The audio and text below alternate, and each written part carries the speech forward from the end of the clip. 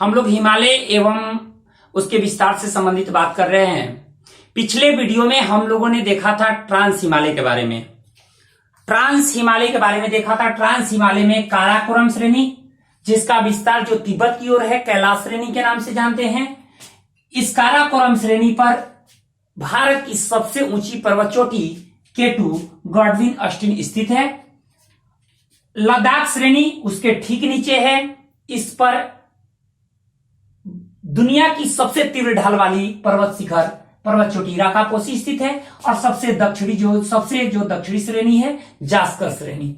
इन सारी चीजों के बारे में, इनकी विशेषताओं के बारे में मैंने बात किया था और आज हम लोग जो बात करेंगे वो होगा बृहद हिमालय। तो आप लोग हेडिंग डालिए बृहद हिमालय। बृहद हिमालय,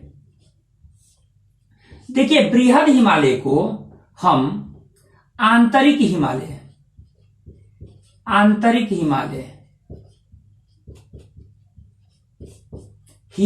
हिमालय,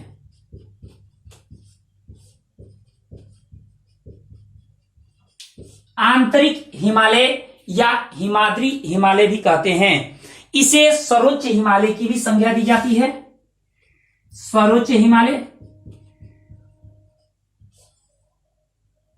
सर्वोच्च हिमालय, इसे सर्वोच्च हिमालय भी कहा जाता है। बृहद हिमालय को आंतरिक हिमालय, हिमाद्री हिमालय या सर्वोच्च हिमालय कहा जाता है। नोट करते जाइए आप लोग। अब देखिए हिमालय जो बृहद हिमालय है, बृहद हिमालय के ठीक नीचे में लघु हिमालय जिसे मध्य हिमालय भी कहते हैं और उसके नीचे शिवालिक क्षेत्र है। अब देखिए ये जो बृहद हिमालय है इसका विस्तार कश्मीर में नंगा पर्वत से लेकर तिब्बत के नमचा पर्वत तक है, जिसकी लंबाई लगभग 2500 किलोमीटर है। अन्य दो जो भाग हैं यानी मध्य लघु हिमालय और शिवालिक क्षेत्र, ये पूरब की ओर आने पर संकीर्ण हो गया है, सकरा हो गया है, जिससे स्पष्ट विभाजन नहीं है। लेकिन बृहद हिमालय पूरा नंगा पर्वत से लेकर नमचा पर्वत तक ये मौजूद है और उसके बाद दक्षिणवर्ती हो गया है। पाकिस्तान में इसे सुलेमान पर्वत और अफगानिस्तान में इसे हिंदुकुश पर्वत के नाम से जानते हैं, जबकि नमचा पर्वत के पास से यह दक्षिणवर्ती हो गया है, जिसे म्यांमार में अराकान योमा के नाम से जानते हैं। अब देखिए पहला चीज ये कि ये कहां से कहां तक है, नंगा पर्वत से लेकर नमचा पर्वत तक पूर्व से पश्चिम, पश्चिम से पूर्व की ओर पूरी तरह से फैला हुआ है, जिसकी लंबाई लगभग 2500 किलोमीटर है। अब देखिए ये अगर हम देखें इसकी चौड़ाई की बात करें तो चौड़ाई बहुत ज्यादा नहीं है, लगभग 25 किलोमीटर। इसकी चौड़ाई लगभग 25 किलोमीटर के आसपास होगी। बृहद हिमालय की बात कर रहे हैं, लगभग 25 किलोमीटर। अब इसके साथ अगर हम देखें इसकी ऊंचाई, तो इसकी ऊंचाई अन्य हिमालय के सभी भागों से ये ऊंचा है, इसीलिए तो इसको सर्वोच्च हिमालय कहते हैं, क्योंकि इसकी ऊंचाई सबसे अधिक है। देखिए सबसे मुख्य रूप से जैसे जैसे ये आया है पूरब की ओर, वैसे वैसे इसकी ऊंचाई बढ़ती गई है। खास करके इसका मध्य भाग यानी नेपाल वाला हिस्सा, नेपाल वाले हिस्से में, नेपाल के इन हिस्सों में लगभग दुनिया के 10 सर्वोच्च चोटियों में प्रमुख चोटियां यहां मौजूद हैं। अब देखिए इसकी औसत ऊंचाई लगभग 6100 किलोमीटर है, 6100 मीटर है, मीटर लिखिएगा 6100 मीटर। बृहद हिमालय की औसत ऊंचाई लगभग 6100 मीटर है। बृहद हिमालय की कुल चौड़ाई लगभग 25 किलोमीटर है। बृहद हिमालय की कुल लंबाई नगा पर्वत से लेकर नमचा पर्वत तक 2500 किलोमीटर लंबाई लिए हुए है। दुनिया की सभी सर्वोच्च 10 चोटियां इस बृहद हिमालय के मध्य भाग में स्थित है। अब देखिए एक एक करके हम इन पर्वत चोटियों को देखेंगे। अगर हम देखें तो दुनिया की सर्वोच्च चोटी, दुनिया की सबसे ऊंची चोटी माउंट एवरेस्ट कहां है? इस बृहद हिमालय पर ही स्थित है। एवरेस्ट बृहद हिमालय पर स्थित है। एवरेस्ट के बारे में और आप जानिए। एवरेस्ट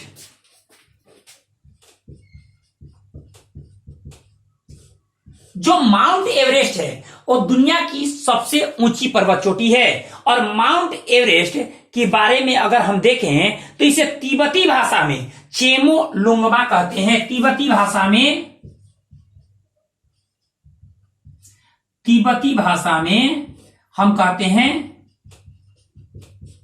चेमोलुंगमा, जिसका अर्थ होता है पर्वतों की रानी। एवरेस्ट को तिब्बती भाषा में चेमोलुंगमा कहते हैं, जिसका अर्थ होता है पर्वतों की रानी। एक बात और, अगर हम देखें एवरेस्ट को तो ये तो हम लोग जान गए कि ये दुनिया की सर्वोच्च चोटी है। तिब्बती भाषा में इसे किस नाम से जानते हैं? हिमालय पर स्थित भारत की सर्वोच्च चोटी आ जाए तो कंचनजंगा है। कंचनजंगा हिमालय पर स्थित भारत की सर्वोच्च चोटी है। कहां है? सिक्किम राज्य में है। सिक्किम राज्य में भारत की सर्वोच्च चोटी, हिमालय पर स्थित भारत की सर्वोच्च चोटी कंचनजंगा सिक्किम राज्य में है।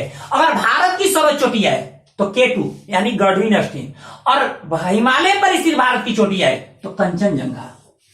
भारत की सबसे ऊंची चोटी K2 है, लेकिन ये हिमालय पर नहीं है, ये हिमालय के उस पार है, काराकोरम श्रेणी पर है, ये हिमालय पर स्थित नहीं है।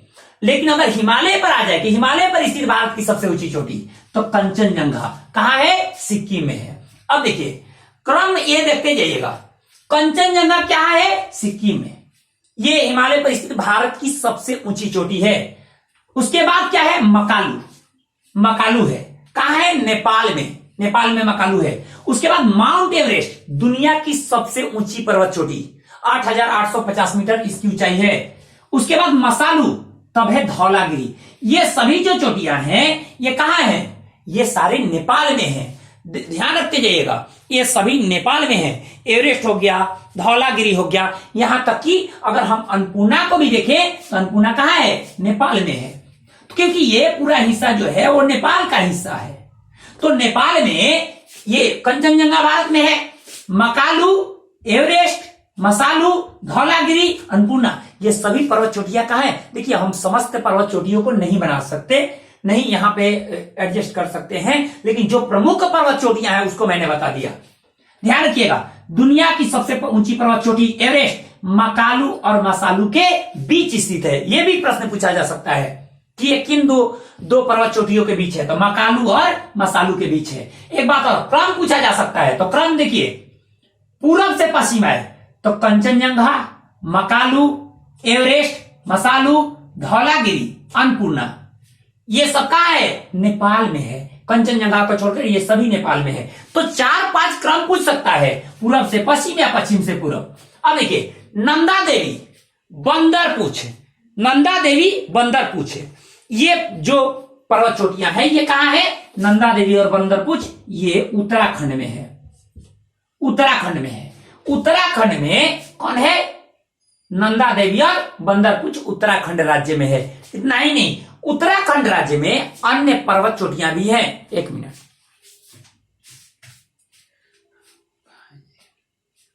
अन्य पर्वत चोटियां उत्तराखंड में नंदा देवी और बंदरपूछ को लेकर अन्य पर्वत चोटियां भी है। उसको आप नोट कीजिए कि कौन कौन पर्वत चोटियां हैं। तो इन पर्वत चोटियों में पहले नंदा देवी, उसके बाद बंदरपूछ, त्रिशूल पर्वत चोटी कहां है? आपको उत्तराखंड में। बद्रीनाथ कहां है? बद्रीनाथ उत्तराखंड राज्य में है। उसके बाद कामेत कहां है? उत्तराखंड में। तो ध्यान रखिएगा, नंदा देवी, बंदरपूछ, त्रिशूल, बद्रीनाथ, कामेत, ये सब पर्वत चोटियां कहां है? उत्तराखंड राज्य में स्थित है। ये चीज तो हो गया। अब देखिए इसके बाद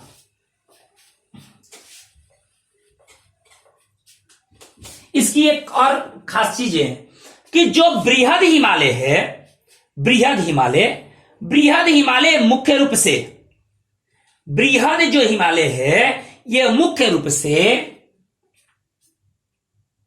सालों भर बर्फ से ढका रहता है। इसीलिए तो इसको हिमाद्री हिमालय कहते हैं, क्योंकि यह हिम से आच्छादित रहता है सालों भर। इसीलिए इसको हिमाद्री हिमालय कहते हैं। इसी कारण इस क्षेत्र में बहुत सारे ग्लेशियर मौजूद हैं। बृहद हिमालय सालों भर बर्फ से ढका रहता है, इसी कारण बृहद हिमालय पर कई सारे ग्लेशियर मौजूद हैं। एक बात और, अब देखिए इस प्रत्येक चीजों को आप देखते जाइएगा, आप प्रत्येक चीजों को कवर करते जाइएगा।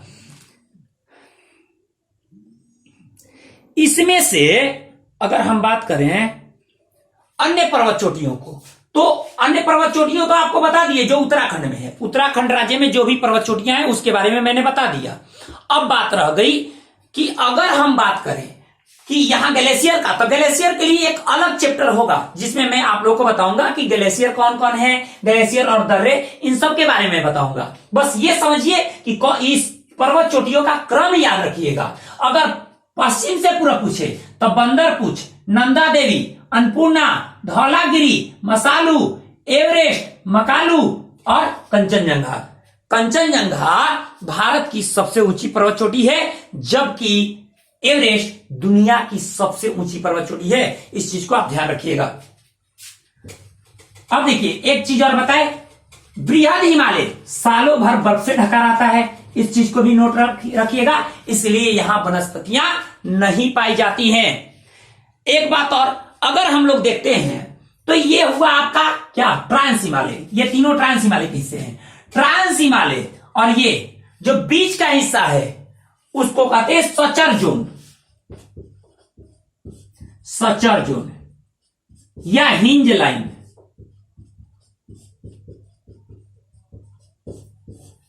बृहद हिमालय ट्रांस हिमालय से सचर जोन द्वारा अर्थात अथवा हिंज लाइन द्वारा अलग होता है। बृहद हिमालय ट्रांस हिमालय से सचर जोन या हिंज लाइन द्वारा अलग होता है। नोट कर लीजिएगा इसको। एक बात और,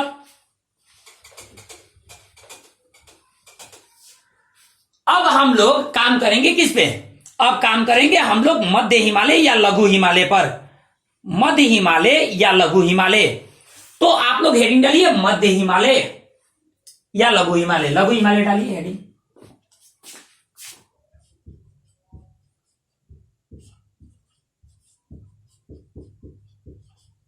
या मध्य हिमालय।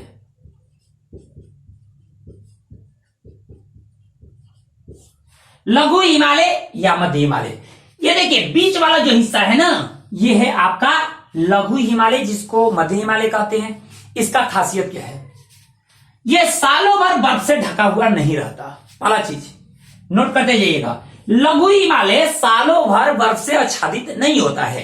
क्या होता है, मान लेते जब बर्फ गिरे, अगर ठंडे के मौसम में बर्फबारी हुई, उसके बाद जब गर्मी पड़ता है तो ये बर्फ क्या होते हैं, पिघल जाते हैं। पिघल जाते हैं, ये यहां पे जो भी बर्फ है वो पिघल जाते हैं। पिघलने के बाद इसके ढलानी क्षेत्रों में घास निकल आते हैं, घास के मैदान हो जाते हैं। अब ये बड़ा सुहावना जगह होता है, घूमने लायक जगह होता है। तो जो मध्य हिमालय है वह हिस्सा है जहां पर पर्यटक स्थल के रूप में जो विकसित हुआ है, जहां पर्यटन स्थल के रूप में विकसित हुआ है मध्य हिमालय का हिस्सा। मध्य हिमालय का हिस्सा पर्यटन स्थल के रूप में विकसित हुआ है। क्यों, क्योंकि यह सालों भर बर्फ से ढका हुआ नहीं होता। यहां पे लोग जाते हैं स्वास्थ्यवर्धक स्थल के रूप में। यहां पे कई सारी जगह हैं स्वास्थ्यवर्धक स्थल के रूप में।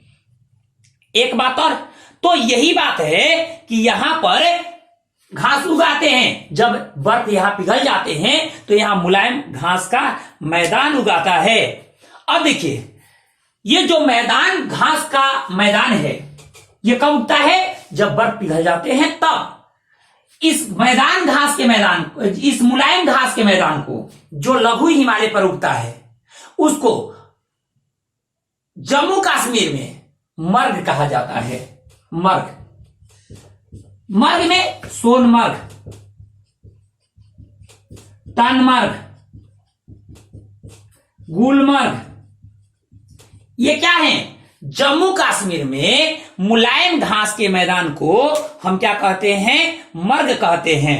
अब देखिए उत्तराखंड में मुलायम घास के मैदान को पयाल या बुग्याल बोला जाता है, बुग्याल कहा जाता है।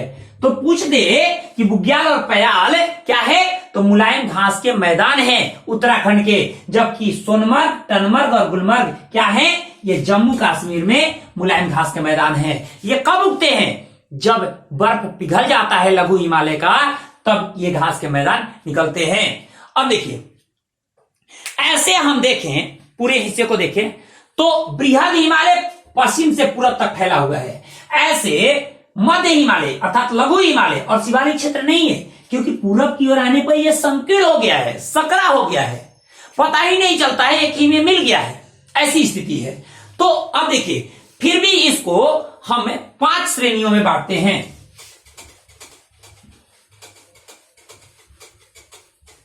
पांच श्रेणियों में विभाजित करेंगे। किसको? लघु हिमालय को।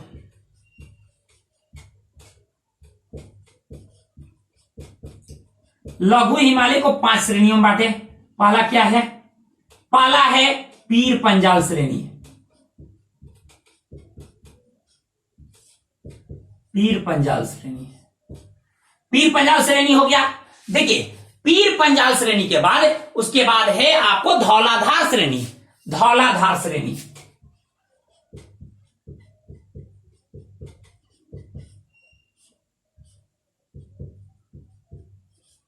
उसके बाद है मसूरी श्रेणी,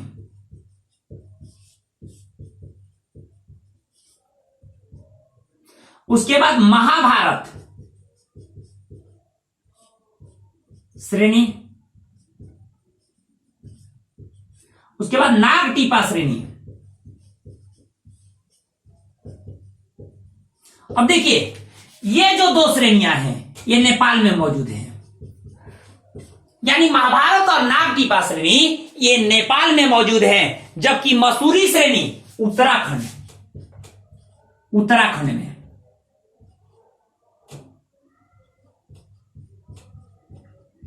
उत्तराखंड में मौजूद है मसूरी श्रेणी। धौलाधार हिमाचल प्रदेश में और पीर पंजाल जम्मू कश्मीर में। ध्यान रखिएगा, लघु हिमालय को 5 श्रेणियों में विभाजित करते हैं, जिसमें जम्मू कश्मीर के श्रेणी को पीर पंजाल श्रेणी, हिमाचल प्रदेश में इसे धौलाधार श्रेणी, उत्तराखंड में मसूरी श्रेणी तथा नेपाल में इसे महाभारत तथा नागटीपा श्रेणी के नाम से जाना जाता है।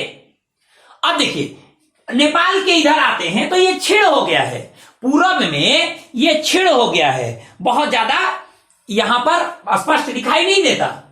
अब देखिए, इन सारी चीजों का खासियत क्या है कि इन सारी जगहों पर क्या हुआ है कि स्वास्थ्यवर्धक पर्यटक स्थल विकसित हुए हैं।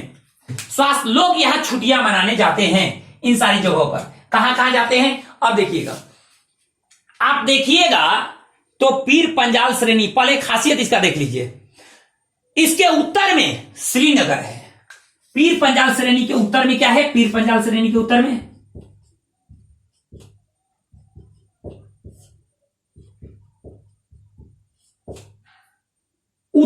मतलब इसके ऊपर, पीर पंजाल श्रेणी के ऊपर में क्या है? श्रीनगर है, श्रीनगर है। और दक्षिण में जम्मू है। दक्षिण में पीर पंजाल श्रेणी के उत्तर में श्रीनगर है और दक्षिण में जम्मू है। अब देखिए, एक सड़क जाती है जो जम्मू से श्रीनगर जाती है। जब जम्मू से श्रीनगर जाते हैं, जम्मू से जब हमको श्रीनगर जाना होता है तो हमें बनिहाल दर्रे से होकर जाते हैं, और बनिहाल दर्रे से जाते हैं। इसी देखिए, जम्मू से श्रीनगर जब जाते हैं तो बनिहाल दर्रे से होकर जाते हैं। बनिहाल दर्रा, बनिहाल दर्रे से होकर जाएंगे। कहां से? जम्मू से श्रीनगर। और इस बनिहाल दर्रे में ही पड़ता है क्या? इस बनिहाल दर्रे में पड़ता है जवाहर सुरंग। जवाहर सुरंग यानी जम्मू श्रीनगर मार्ग, जम्मू श्रीनगर मार्ग जवाहर सुरंग से होकर गुजरता है। जम्मू से श्रीनगर जाने के लिए बनिहाल दर्रे से होकर जाया जाता है। दर्रा क्या होता है? 2 घाटियों के बीच के दरारी भाग को, 2 घाटियों के बीच के दरारी भाग को, मतलब 2 पर्वत श्रेणियों के बीच का जो दरारी हिस्सा है उसको दर्रा कहा जाता है। जिससे हम एक जगह से दूसरे जगह मतलब पहाड़ी पर चढ़कर ऊपर ना जाकर हम क्या करते हैं, बीच से गुजर जाते हैं। जैसे आप देख लीजिए, ये वाला जो हिस्सा है ना, ये दोनों तरफ पहाड़ी हो गया और बीच का जो रास्ता होगा ये हुआ, जिसको हम पार कर सकते हैं आसानी से। तो इसको दर्रा कहा जाता है, दर्रा कहा जाता है, ध्यान रखिएगा। तो बनिहाल दर्रे से होकर जाते हैं कहां, जम्मू कश्मीर से श्रीनगर जाने वाली मार्ग बनिहाल दर्रे से होकर गुजरती है और इसमें ही जवाहर सुरंग स्थित है, ध्यान रखिएगा, नोट करते जाइए। पीर पंजाल श्रेणी मैंने कहा बताया, जम्मू कश्मीर में। एक बात जरा सोचिए, हम लोग जब जाते हैं वहां, जम्मू जाते हैं, वैष्णो देवी वहां घूमने जाते हैं, तो बड़ा अच्छा जगह है जी वहां घूमने लायक। जब हम जाते हैं तो जम्मू में वैष्णो देवी दर्शन हम बताएंगे, सबके बारे में बताएंगे, इसके बारे में इस पे बात करेंगे। अब देखिए, इसके बाद आप आ जाइए धौलाधार श्रेणी में। धौलाधार श्रेणी में, धौलाधार श्रेणी कहां है, हिमाचल प्रदेश में। धौलाधार श्रेणी कहां है, हिमाचल प्रदेश में। हिमाचल प्रदेश की राजधानी है शिमला। हिमाचल प्रदेश की राजधानी शिमला धौलाधार श्रेणी में ही स्थित है। हिमाचल प्रदेश की राजधानी शिमला धौलाधार श्रेणी में ही स्थित है। अब देखिए, उसके बाद आप देखिएगा उत्तराखंड में क्या है, मसूरी। अब इन ये सारी जो जगहें हैं, मसूरी श्रेणी, धौलाधार श्रेणी या फिर पंजाल श्रेणी, इसमें कई सारे पर्यटक स्थल हैं। आप जाइएगा जम्मू कश्मीर में, तो जम्मू कश्मीर में सोनमर्ग और गुलमर्ग, जम्मू कश्मीर में सोनमर्ग, जम्मू कश्मीर में है सोनमर्ग, सोनमर्ग एवं गुलमर्ग, टनमर्ग। ये जो बोले ना मुलायम घास के मैदान में जाते हैं, तो ये सब पर्यटक स्थल के रूप में विकसित हुए हैं, स्वास्थ्यवर्धक पर्यटक स्थल के रूप में विकसित हुए हैं। ये हिस्से सोनमर्ग, गुलमर्ग, ये सब पर्यटक स्थल के रूप में विकसित हुए हैं। अब देखिए,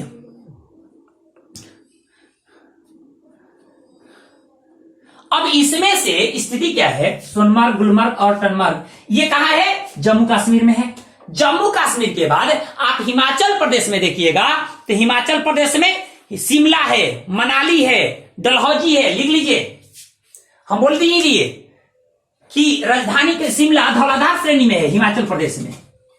तो हिमाचल प्रदेश में जो पर्यटक स्थल है वो क्या क्या है, हिमाचल प्रदेश में शिमला, मनाली, शिमला, मनाली, डलहौजी, ये कहां है, ये है आपको हिमाचल प्रदेश में। शिमला, मनाली, डलहौजी, ये सभी आपको हिमाचल प्रदेश में है, ठीक है। अब देखिए, उसके बाद उत्तराखंड। उत्तराखंड में जो क्षेत्र मौजूद हैं उसमें है मसूरी। उत्तराखंड में लिख लीजिए मसूरी, रानीखेत, मसूरी, रानीखेत, उसके बाद नैनीताल और पिंडसर। नैनीताल क्वेश्चन पूछ देता है, ध्यान रखिएगा, और पिंडसर, ये कहां है, सब उत्तराखंड में। उत्तराखंड के पर्यटक स्थल में मसूरी, रानीखेत, नैनीताल और पिंडसर, ये उत्तराखंड के पर्यटक स्थल हैं, इसको ध्यान रखिएगा। अब देखिए, जैसे आप देखिएगा, जब आप बृहद हिमालय से लघु हिमालय की तरफ आइएगा तो कुछ घाटियां मौजूद हैं, ठीक है। जब आप बृहद हिमालय से लघु हिमालय के बीच आइएगा तो यहां घाटियां मौजूद हैं। इन घाटियों को हमें उत्तराखंड में दून या द्वार कहते हैं, और इसे नेपाल में काठमांडू घाटी कहा जाता है। नेपाल में काठमांडू घाटी बृहद हिमालय और लघु हिमालय के बीच स्थित है, जबकि इसे हम दून या द्वार उत्तराखंड में बोलते हैं। अब देखिए एक बात और, जब हम नीचे आएंगे, जब उसके नीचे आएंगे, ये इस वाले हिस्से में जब आएंगे तो हमने देख लिया कि यहां क्या क्या चीजें हैं। पीर पंजाल श्रेणी में क्या है, धौलाधार श्रेणी में क्या है, हिमाचल प्रदेश की राजधानी शिमला स्थित है, इसके साथ साथ मनाली, डलहौजी, ये सभी पर्यटक स्थल हैं, स्वास्थ्यवर्धक पर्यटक स्थल। उत्तराखंड में मसूरी, रानीखेत, नैनीताल, पिंडसर, ये सभी स्थल हैं। अब देखिए उसके बाद महाभारत और नागटिपा कहां है? नेपाल में है, नेपाल में स्थित है। अब एक बात और,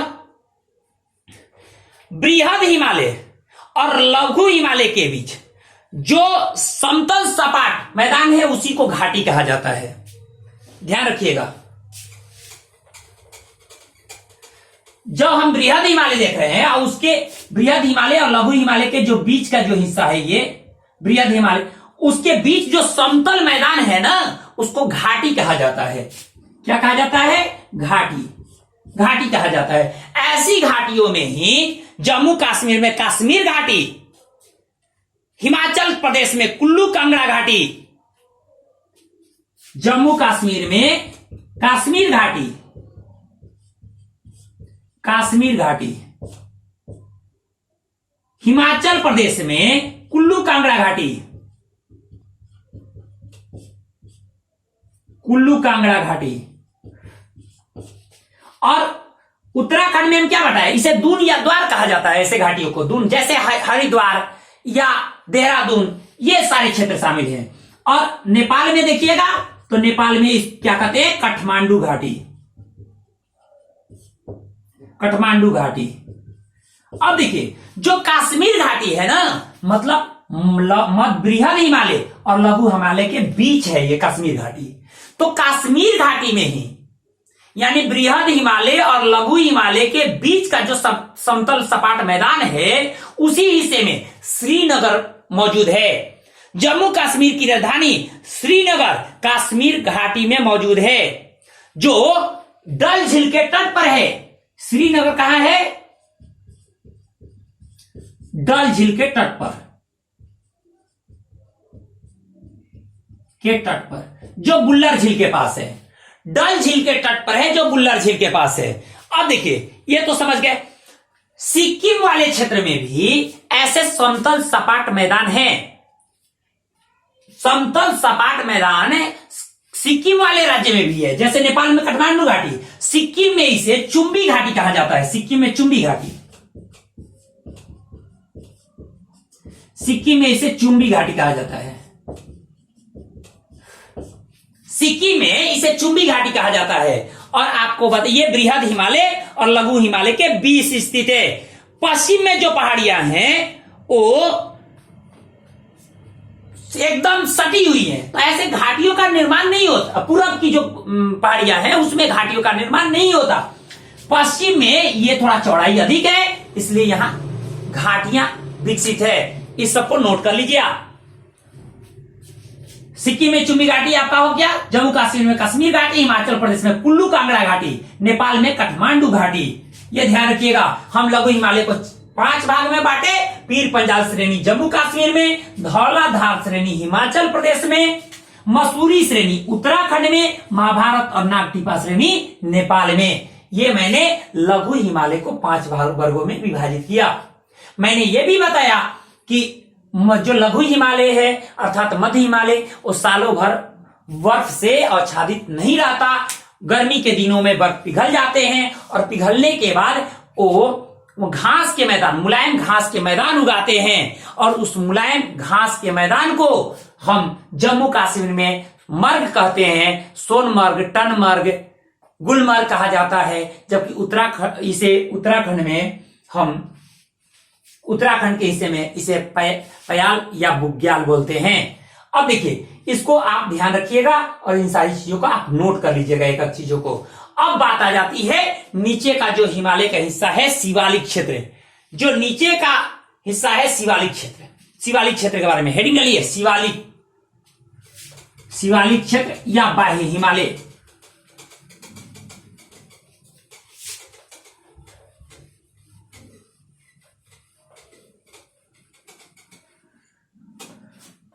शिवालिक क्षेत्र या बाह्य हिमालय, शिवालिक हिमालय।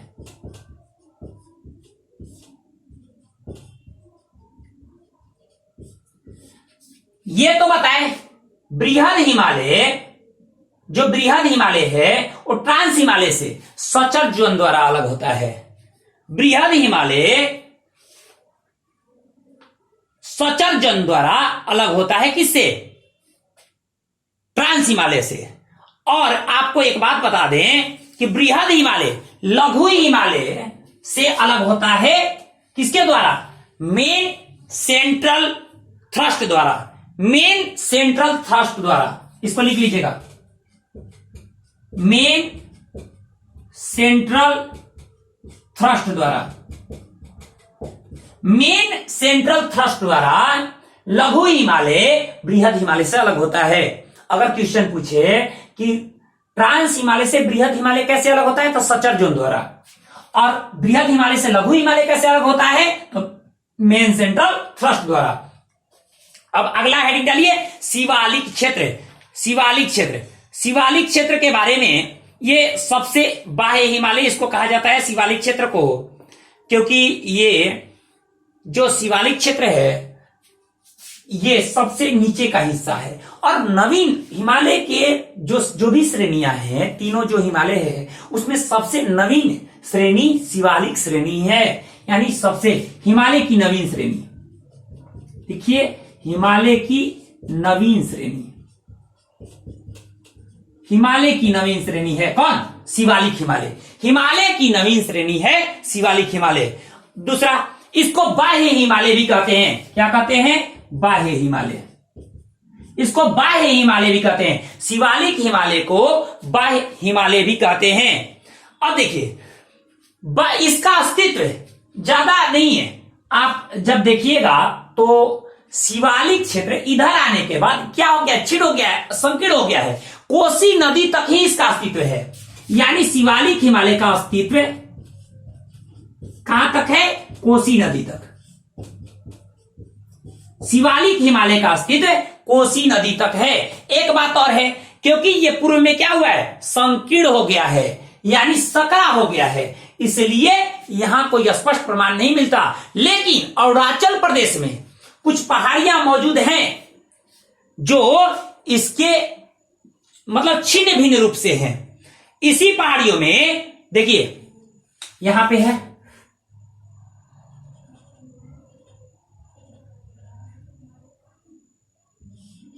डफला, नोट करते जाइएगा।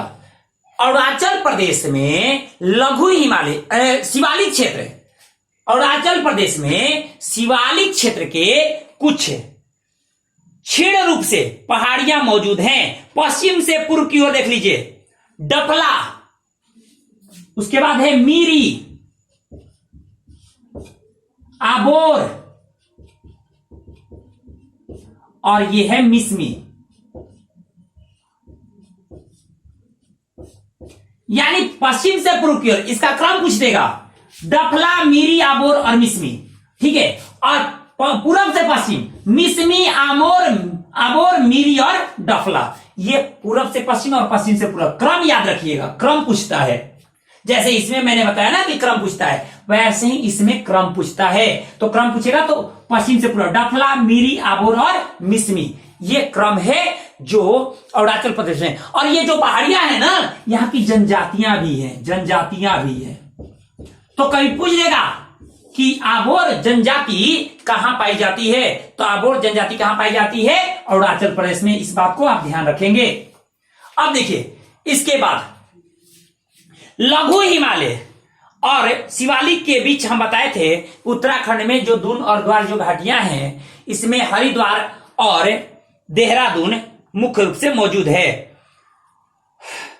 एक बात और,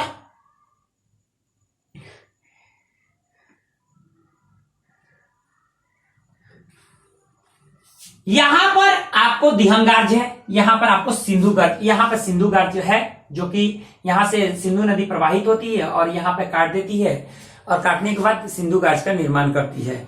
हम इस चीज को, प्रत्येक चीजों को, एक एक चीजों को जो देख रहे हैं उसको ध्यान देते जाइएगा और उसको नोट करते जाइएगा। एक क्वेश्चन और पूछ देता है, एक क्वेश्चन मुख्य रूप से पूछ देता है ऊंचाई के आधार पर क्रम पूछ देता है। हिमालय के पर्वत चोटियों को ऊंचाई के आधार पर क्रम पूछ देगा,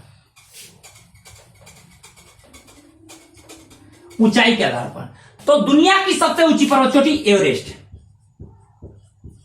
एवरेस्ट की ऊंचाई सबसे अधिक है। एवरेस्ट के बाद कंचनजंगा है। कंचनजंगा भारत का है कंचनजंगा।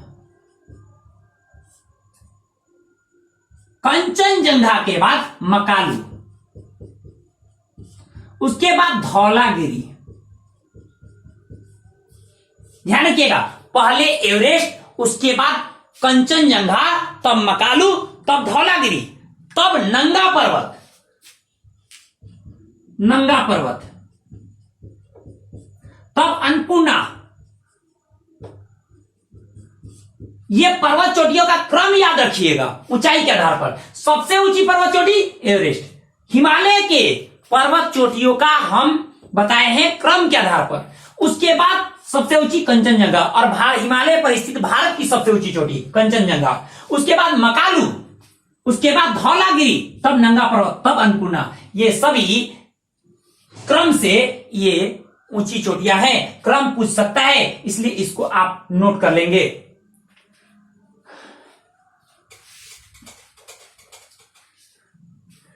अब देखिए, हिमालय के बारे में हमने बृहद हिमालय के बारे में बताया, उसके बाद लघु हिमालय के बारे में, और उसके बाद शिवालिक क्षेत्र के बारे में। खास करके मैं लघु हिमालय, बृहद हिमालय पर सर्वोच्च चोटियां, सबसे ऊंची पर्वत चोटियां मौजूद हैं विश्व की। और भारत की सबसे ऊंची पर्वत चोटी हिमालय पर स्थित कंचनजंगा है, जबकि भारत की सबसे ऊंची पर्वत चोटी K2 हिमालय पर नहीं है, बल्कि काराकोरम श्रेणी पर स्थित है, जो हिमालय का भाग नहीं है। अब देखिए, ये सारा चीज उत्तराखंड में कौन कौन पर्वत चोटियां हैं, इन सारी चीजों को आप एक बार देख लीजिएगा। हम लोग जो अगले वीडियो में पढ़ेंगे वो एक नया टॉपिक होगा। ये जो पूर्वोत्तर भारत की जो कुछ पहाड़ियों के रूप में है, इसके बारे में देखेंगे, और इसका हिमालय का नदी के आधार पर वर्गीकरण करेंगे। आज के इस वीडियो में इतना ही। मिलते हैं आप लोगों से अगले वीडियो में अगले टॉपिक के साथ। धन्यवाद।